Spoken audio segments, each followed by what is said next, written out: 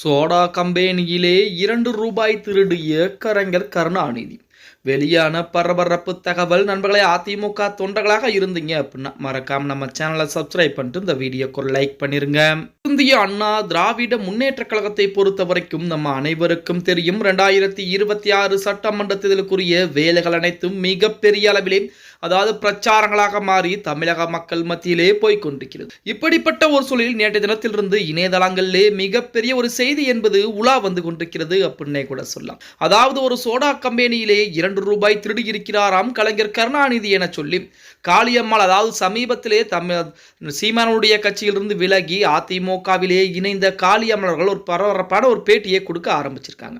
இதுதான் தமிழக அரசியல் வட்டாரத்திலே மிகப்பெரிய ஒரு பரபரப்பை ஏற்படுத்தி இருக்கிறது. தமிழக சட்டமன்ற தேர்தல் களம் இறுதி கட்ட நிலையிலே அரசியல் தலைவர்கள் ஒருவரை ஒருவர் தனிப்பட்ட முறையிலே தாக்கி பேசுவதும் அதிகரித்துக் கொண்டேதான் இருக்கிறது அப்படின்னே கூட சொல்ல. அந்த வகையில் அதிமுகவின் நட்சத்திர பேச்சாளரான காளியம்மாள் மறைந்த முன்னாள் முதலமைச்சர் கருணாநிதி குறித்து பேசியுள்ள ஒரு பழைய நிகழ்வு தொடர்பான சர்ச்சை தற்போது மீண்டும் அரசியல் மேடைகளிலே பேசுபொருளாக மாறியிருக்கிறது.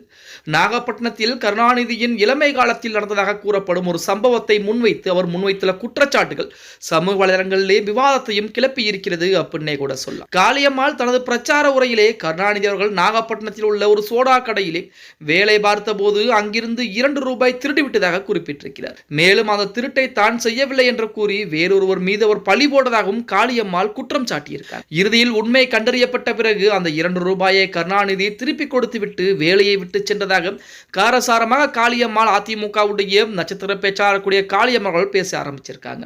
இந்த குற்றச்சாட்டு திமுக தொண்டர்களே கடும் கொந்தளிப்பை ஏற்படுத்தக்கூடிய இந்த வேளையில் தமிழகத்துடைய முன்னாள் முதல்வர் கருணாநிதி பற்றி எவ்வித ஆதாரம் இன்றி இத்தகைய விமர்சனங்கள் முன்வைப்பது கண்டிக்கத்தக்கது என திமுக கண்டனம் தெரிவிச்சிருக்காங்க. இருப்பினும் அதிமுக தரப்பினர் இது போன்ற பேச்சுக்கள் மூலம் திமுகவின் கடந்த கால வரலாற்றை மக்கள் நினைவுபடுத்துவதாக வாதாடிட்டு இருக்காங்க. வாக்குப்பதிவிற்கு இன்னும் சில நாட்களே உள்ள நிலையிலே இத்தகைய சர்ச்சை பேச்சுகள் சமூக வலைதளங்களிலே மிக வைரலாக பரவி கொண்டிருக்கிறது அப்படின்னே கூட சொல்லலாம். அதாவது கலைஞர் கருணாநிதி அவர்கள் நாகப்பட்டினத்திலே அதாவது இளமை காலத்திலே ஒரு சோடா கடையிலே வேலை பார்த்தாராம். அந்த நேரத்திலே அவர் ரூபாய் திருடி இருப்பதாக காளியம்மாள் பேசியிருக்கிறார்.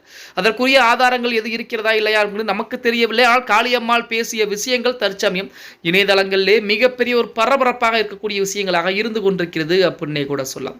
மறைந்த முதலமைச்சரை பற்றி பேசுவது சரியான முறையாக இருக்காது அப்படிங்கிறது நம்முடைய கருத்து. அதாவது அதிமுகவாக இருந்தாலும் சரி, திமுகவாக இருந்தாலும் சரி, யாராக இருந்தாலும் சரி, ஒரு நபர் மறைந்து விட்டார், இறந்து விட்டார் என்றால் அவர் தமிழகத்துடைய மிக முக்கியமான பொறுப்புகள் இருந்தவர், மிக மிக உரிய பதவிகள் வகித்தவர்கள். அந்த நபர்களை பற்றி நாம் பேசுவது அந்த விதத்திற்கு சரியான முறையிலே வராது அப்படிங்கிறத நம்முடைய கருத்துக்களாக இருக்கும் அப்படின்னே கூட சொல்லலாம். இப்போ இருக்கக்கூடிய தலைவர்களை பற்றி பேசுவது தனிப்பட்ட விஷயம். மறைந்த தலைவர்களை பற்றி பேசுவது நமக்கு எந்த ஒரு உரிமையும் கிடையாது, அது தார்மீக உரிமையும் கிடையாது அப்படின்னே கூட சொல்லலாம். ஓகே கைஸ், வீடியோ பிடிச்சிருந்தா மறக்காம லைக் பண்ணிருங்க. அப்படியே கலைஞர் கருணாநிதி இந்த தகவலை பற்றி உங்களுடைய கருத்துக்களை கீழே மறக்காம கமெண்ட் பாக்ஸில் பதிவுங்க நண்பா.